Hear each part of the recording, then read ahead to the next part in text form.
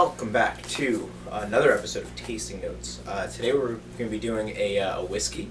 We don't need to bring out Barry for this one. Dave? Dave Barry. I was like, who's Barry? So Dave is our bottle opener. Barry's the head brewer at Flying Fish. We actually do know a Barry. So today we're going to be doing Port Charlotte Scotch. So every month we do something from the Craft Whiskey Club. Yes. So I've been impressed with them. I think every month I've always enjoyed what they.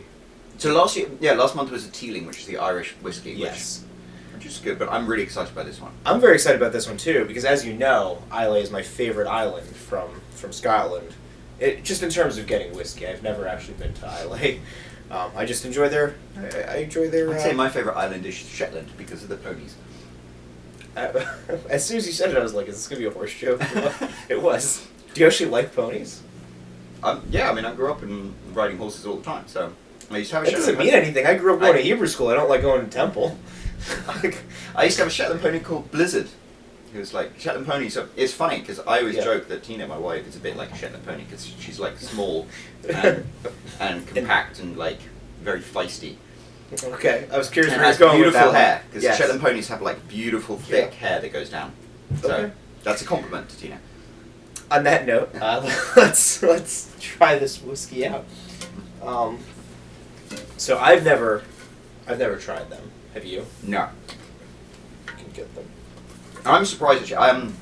So one of my first jobs ever was selling single malt whiskies, and I sold the famous 6, and that was like one whiskey from each of the 6 whiskey producing areas of Scotland. Oh, okay. And what did they have for Islay? I can't remember. Lafroig. It wasn't Lafroig. It was. Lago. It wasn't Lagavulin. It wasn't Auchentoshan. I'm just trying to think what it was. Auchentoshan's from. No, I don't think so. That's not really. That doesn't have that signature like smoky. I might even have to Google the famous 6 because. That would be an interesting. That'd be an interesting like side note to do. Yeah. To do like a famous 6. And it was interesting. Also, the other thing, I just finished a novel today, and something that you would probably already know for the pedanticness in you is that Scotch whiskey doesn't have an E at the end, and then regular whiskey does. Yes, I did know that. Yeah, and I'd actually failed to put that in my novel, and somebody pointed that out to you? Yeah. Okay, it was Lagavulin. No, it was Lagavulin. Okay. Smoked Lagavulin. 16-year-old is the famous 6. 16, okay. So Right. let's see. Before we, I can smell the I Bullen know. I'm from excited. Here. That's quite a hefty measure there. I know. Oh, and I'm excited. So. They also provided a beautiful glass. Well, actually, yeah. So I don't know where the glass is, but also, yeah. So normally they provide 2 nibbles to go along with it. They only provided one today, which is the letterpress chocolate from Los Angeles, Maya Mountain Cacao. Did we get? Wasn't letterpress like one of the? We got letterpress before from them. Possibly. This is Academy Chocolate Bronze winner of 2017, soft silver. And they also sent, rather than something else, a nice little glass, Craft Whiskey Club. And it's actually, the label was stuck on the back, because I guess it all comes from California, and it had, this glass contains a known carcinogen by the people of California, because it's lead crystal, and lead is... Yes. But there we go. So we won't break that little baby in. Yeah. But we've got this. So let's try the whiskey, and then I guess we'll... So it says... nose, it says peat smoke, notes of iodine, salty canvas, crushed seashells, charred oak staves, black pepper, paprika, and leather tobacco pouches. I can definitely get the pepper and the peat. I can get, iodine is interesting.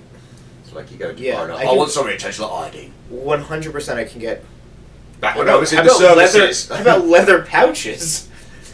I've never ate something and been like, you know what, this needs more of a leathery taste to it.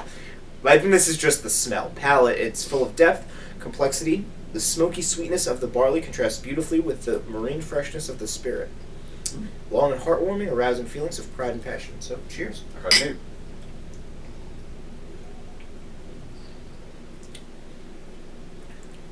So it's interesting.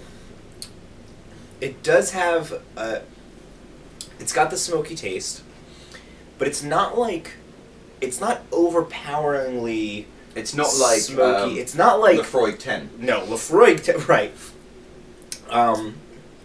It's good. I don't think... They didn't give a year, right? They never give... No. They never have years on the ones that they send us.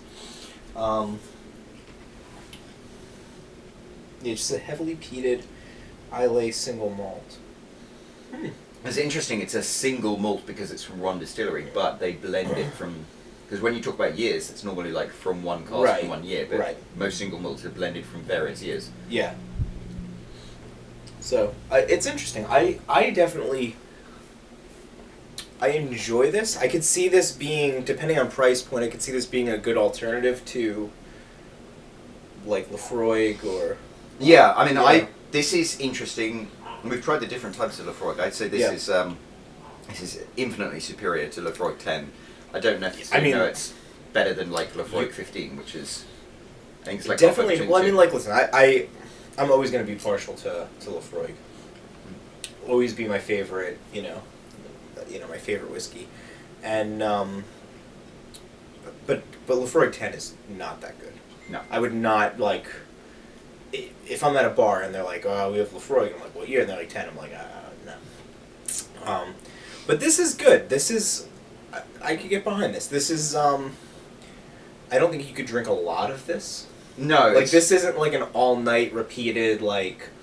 But we talk about drinkability like we do with the beers, although when you talk about drinkability... I guess you're not really talking about drinkability with Scotch. No, but I mean, like, sometimes you're going to have, like, more than one, or you'll have, Yeah, sometimes we've been known to have more than one. Yeah.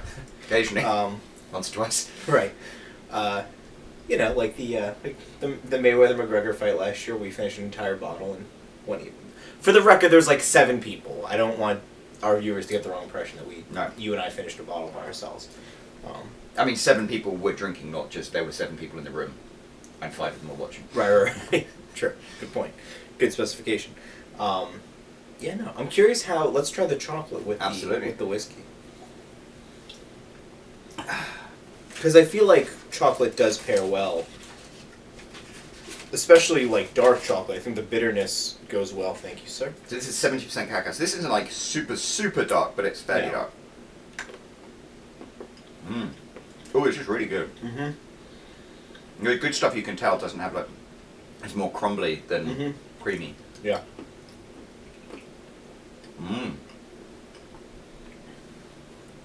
It definitely complements well. I would definitely say... Oh, that's a really good combo. Yeah. I would definitely say that this is a good, like, after dinner, like, combo. Where you're going to, like, have... I feel like that's how we define our drinks. Because a lot of times when we're doing the beer videos, we'll be like, I could see drinking this with dinner. And then, like, other times we're like, no, this is a dessert beer. I would say this is definitely a dessert drink, where you're kind of, like, finishing your meal. Especially after, like, a heavy meal. What is it you always... When we first became friends, we would go to the steakhouse all the time, and I would get, like, the huge steak. And you would get, like, a big... It was something ridiculous, like a 20-ounce T-bone. It was, like, I think 20 ounces is pretty conservative. It might have even been like 30. I think it was like 30-ounce steak, liter beer, which was 33 ounces. And then we would always finish off with some sort of, like, whiskey. It was bourbon or... Because I always been a bourbon fan. Well, yeah. But what was so much more into whiskey. But there's, like, something with, like... Isn't there something with, like, drinking whiskey to, like, after a big meal to, like, help it digest? What's the... So there's this thing called the True Normand, which means the Normandy Hole. And in Normandy, in northern France, they serve apple brandy, which is Calvados, between courses, because they say it makes a hole so you can put more food in there. And I think it's true, though. I think when you're, like, stuffed, you have some whiskey and it, like, burns a hole in. I think it does burn, yeah. It does help it digest a little bit. That's interesting. I hadn't had... It's been like about a week and a half since I had a whiskey, and I was kind of feeling like the heart. You know when you haven't had whiskey in a while, and then, like, you get, like, that heartburn. I don't know if you do, but I do, especially with, like, a very, like, smoky whiskey like this. So I was getting it, but it's kind of toned down a little bit. Yeah, it's interesting because it does. It's not, like, it's super smooth, but it doesn't have, like. It's got a good finish, I feel. Yeah, it doesn't have, like, an aggressive burn. Yeah. Yeah, we've kind of lucked out with that. We've had some very good whiskeys. It's almost like the Whiskey Club know what they're doing. I would assume that they do. Calling themselves the Whiskey Club. I wonder. Okay, so it's interesting because we were talking about the lack of E, like E versus no E on whiskey. I wonder if when they send us the ones that are not Scotch, if they have the E. That's a bloody good question, and we can answer that question because Irish whiskey doesn't have E, and I happen to have here the Teeling Whiskey Company, and they've written the Teeling whiskey with an E, but it's still craft whiskey with no. Fine. Bloody good question, though. Huh. Interesting. Oh. Well, somewhat commendable, I guess. Yes. Also, I had a whiskey the other day. Oh, we were at the Tavern on George, and we had Angel's Envy bourbon, and that was aged in port barrels, and that was very good. That was good. That was very sweet. I like this though, and it's funny. I've just finished this novel, as you know. Yeah. And whiskey is in it quite a bit because their hero is a bit of a whiskey drinker, and it's funny. It's been fun to like go into all the scotches and stuff. Yeah. And yeah, but basically a lot of them have been stuff that you and I have tried together. So. I'd say we've explored a lot of Scotland via bottles. So. True. And it's funny being Scottish. I like to go and. Have you ever been to Scotland? I mean, you must. When I was a tiny kid. Yeah. My family's from Inverness, so one of these days. We could have like tasting notes on the road. We should totally do We'll that. go to Scotland and go see the Loch Ness Monster and well, different. Vermont's still on the cards or something. Vermont is still in the cards, yeah. Okay, I guess we ought to wrap this up. Yeah. But overall, good job. Good job, both Craft Whiskey Club and Port Charlotte. It's interesting because the first one we did, Wolfburn, it was really interesting because there was a lot of story behind the distillery, and we don't know much about Port Charlotte. Well, they're a fairly new distillery. This was first released in August 2013, so it's not a very old, No.